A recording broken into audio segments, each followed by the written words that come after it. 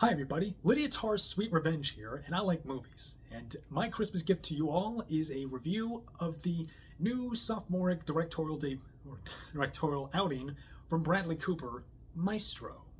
Bradley Cooper, Rocket Raccoon himself, Coopsy Poopsy, is back in the director's chair for his passion project about the legendary conductor Leonard Bernstein and the complicated relationship he had with his wife Felicia Montelegre.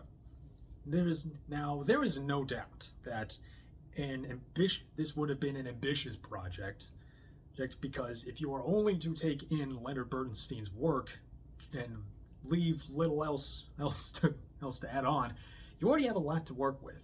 There's his theater work, his film scores, his operas, and his famous conductings of the works of Gustav Mahler, just to name the basics on the entry paragraphs of Wikipedia. Yeah. Now, one would hope that any film that even just slightly skims the surface of such a massive figure of artistic history would be at least somewhat compelling, right? But no, what we got is a very struggling movie that is really all glossy surface of a tepid marriage drama that's masquerading as very little much more than an ego flex. Like, oh boy, Coops is on his hands and knees begging for prestige and acclaim.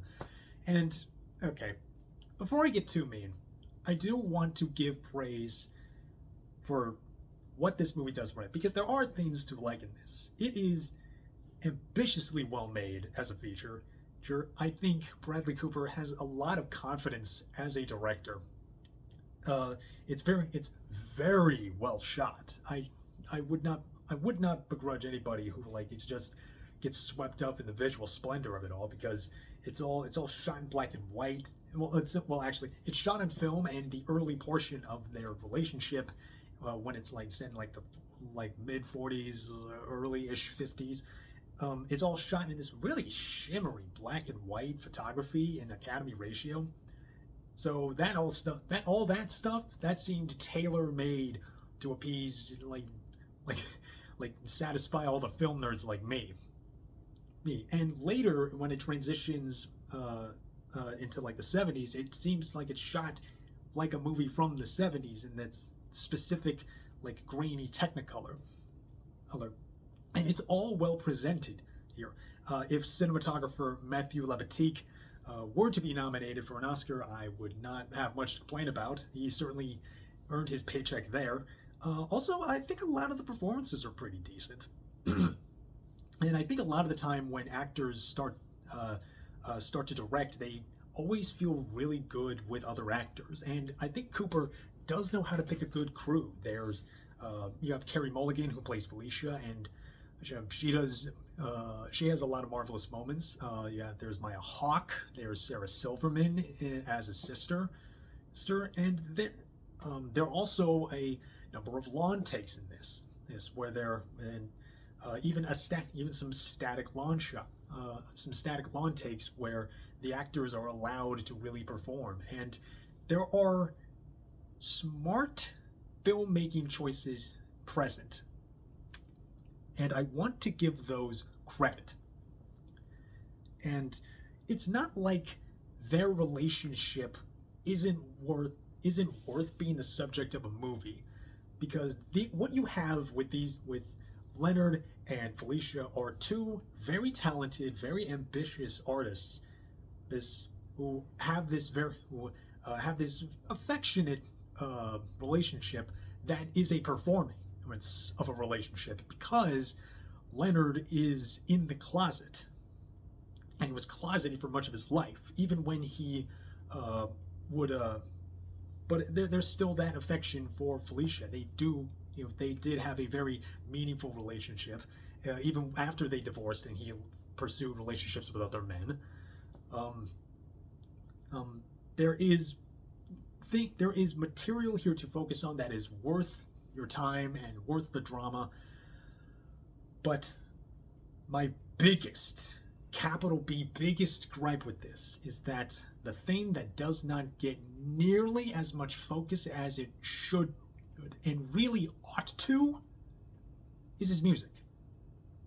And yes, his music is there. There is some choice cuts of his compositions from West Side Story and his operas that come in now and again as like backing music score. Sometimes they don't, and sometimes they're a little too obvious. Like there's one that's like the prologue where it's like the Shark to the Jets, that to denote like marriage, like a marital jealousy, and it's really obvious. Like there are a lot of all the like marital, like there's like these lingering just like so no subtlety shots of like Felicia looking at Leonard, and he is holding hands with his latest man crush, and she's like clearly incensed and jealous, and it's like there's nothing much else to interpret in the scene.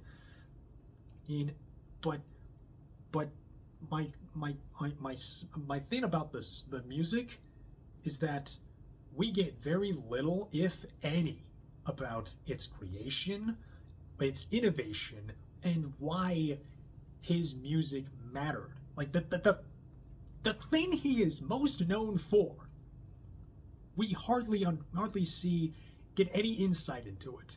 If you don't know much about Leonard Bernstein as a history figure or why he's important, Cooper is not gonna teach you much, if anything.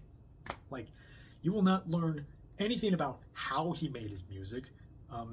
You will not understand his contributions to music, and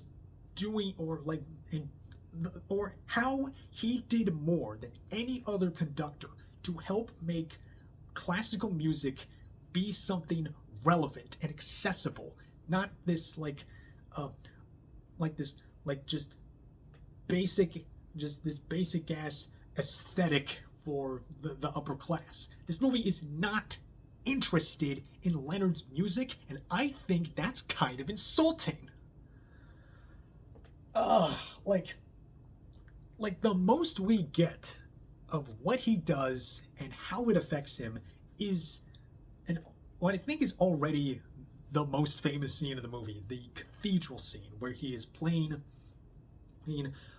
a symphony from Mahler, and you see, and it's this long shot that goes on for like a good couple of minutes, where you see him conduct, and he's just like his body is so animated, and using his entire being as a baton, the way we just like a lot of the ways that like Leonard would conduct, he would use he's so just overcome with the passion and what the music feels and means to him.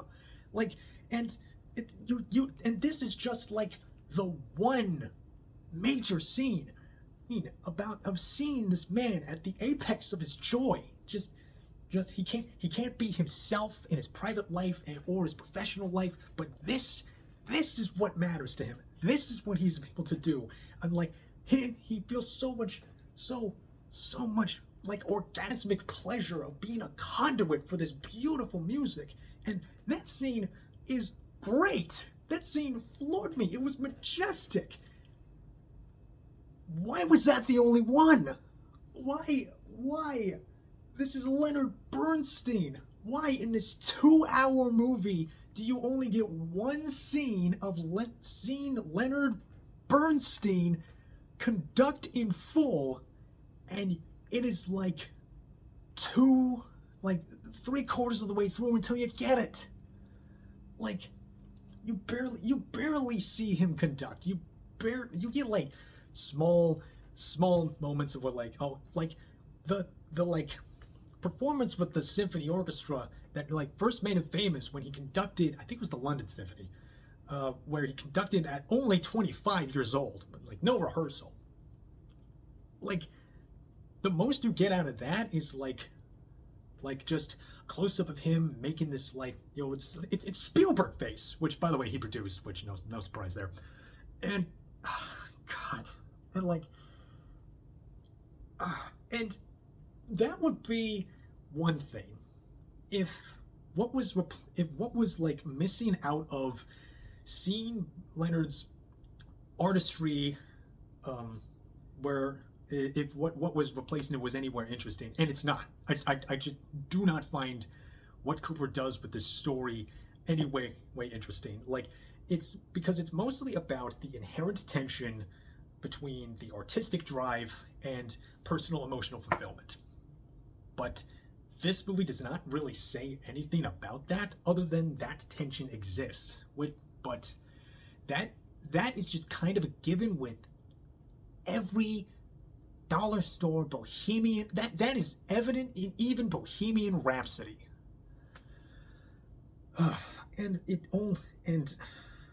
only skims the surface of both with Leonard and Felicia, and a drawback, like their complexity is like really flattened out of just like a few scenes of like their marriage like getting rocky at parts, and like the drawback is that Felicia just winds up being in a shadow, like quite literally in this movie. Like there's actually a really good shot where like Felicia is standing backstage and she's watching Leonard conduct, and we see this great shadow of him, and she's like just swallowed up by his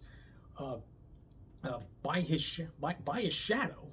So she's literally in his shadow, and it sort of infers this like larger than life aspect to Bernstein that I don't think the movie really earns. Like yeah, he's a lot, but it doesn't feel like grandeur. We're just sort of like, even if it was just sat down and told us that Leonard Bernstein was important, I don't think it would have earned it that way either. And it's a shame because Carey Mulligan does give a good performance in here, but like she has so little to work with as just being the put upon wife of a famous great man. And narratively, the movie is so start and stop that all we get are like this series of hollow vignettes of a marriage, this marriage melodrama that just trots out all of these overdone, toothless biopic tropes that has nothing to say about with any of them. They just do the scenes, like, and it has nothing to say, nothing interesting, really nothing to say about its subjects, about its music, about artistry, or even about sexuality. Like for a movie that is about a closeted gay man, this is a hermetically sealed in heterosexuality. Like come on. And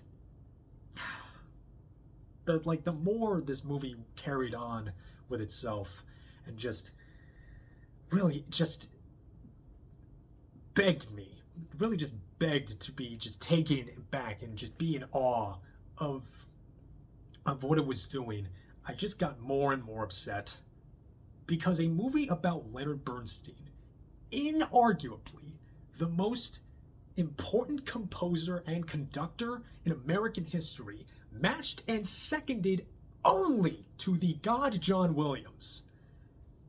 A movie about him should have been the modern day Amadeus. And this movie isn't even the modern day Walk the Line, because at least Walk the Line gave a shit about Johnny Cash's music. We see Cash in that movie, we see Cash play. We understand what his music means to him, what it means to June too, and why we understand why he mattered to his music scene, which is culminated at his performance in Folsom Prison. Like it's all like set. Yeah, fine. Walk the Line certainly set the formula.